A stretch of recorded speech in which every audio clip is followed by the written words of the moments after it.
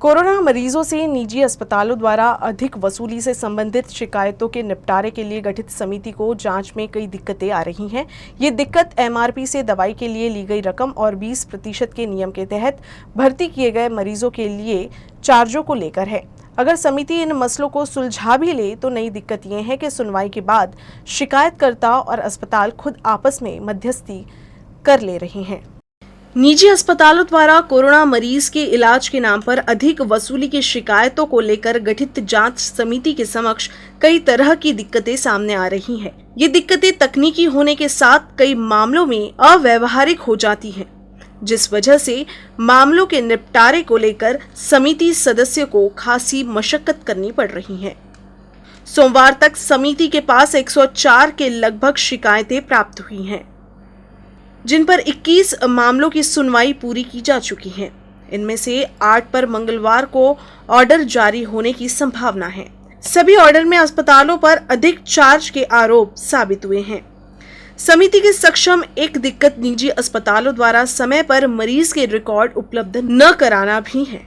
समिति के समक्ष जो मामले सामने आ रहे हैं, अधिक मामलों में मरीजों को पता नहीं है कि अस्पताल ने उनसे 80-20 के कैंपिंग से इस नियम के तहत चार्ज किया गया, इसकी जानकारी ही नहीं।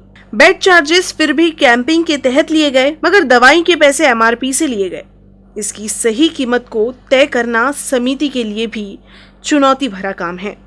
80% के लिए सरकार के दिशा निर्देश साफ है, मगर 20% के बेड और दवाइयों के रेट को लेकर किसी तरह से दिशा निर्देश साफ नहीं है।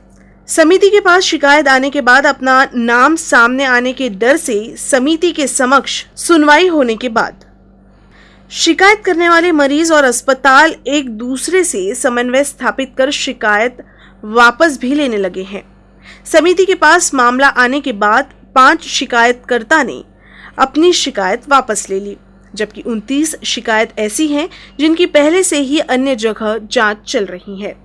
इन्हीं सब दिक्कतों की वजह से समिति तेज रफ्तार से काम नहीं कर पा रही। इसके बावजूद प्रयास 3 दिन के भीतर मामलों को निपटाने का है।